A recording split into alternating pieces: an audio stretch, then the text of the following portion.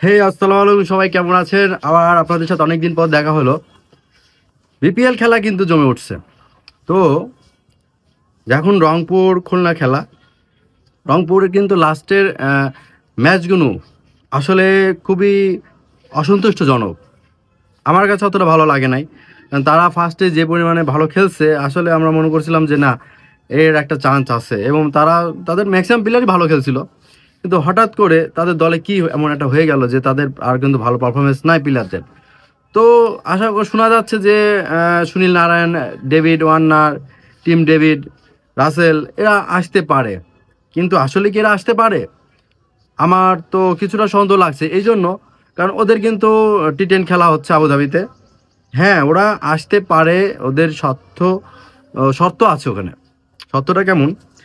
ওরা যদি গেম হারে, তাহলে ওরা রাতে হয়তো বা ফ্লাইট ধরে 3-4 ঘন্টা রেস্ট নিয়ে আবার খেলার দিকে আসতে পারে। কিন্তু ওরা যদি না হারে, তাহলে আমার মনে হয় না যে তারা আসতে পারে। সেই ক্ষেত্রে খেলাটা কেমন হতে পারে? খুলনা কিন্তু অনেক ভালো খেলছে।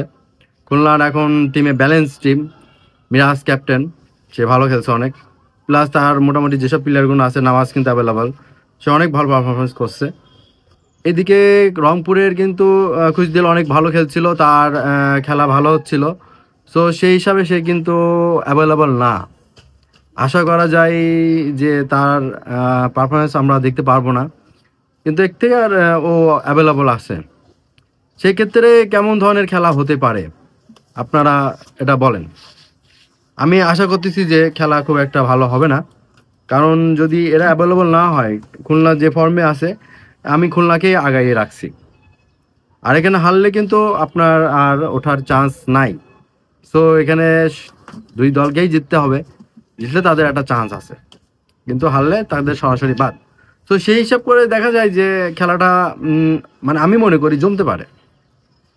কিন্তু বাইরের প্লেয়ার যারা যারা আসার কথা, তারা অ্যাভেলেবল না হলে কি হতে পারে রংপুরের?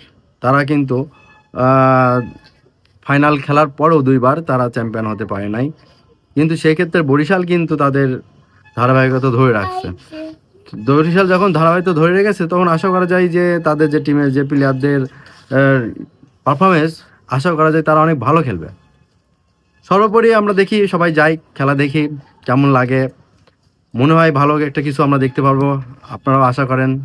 কার কোন দল পছন্দ কমেন্টস করবেন। ভালো থাকবেন। আল্লাহ।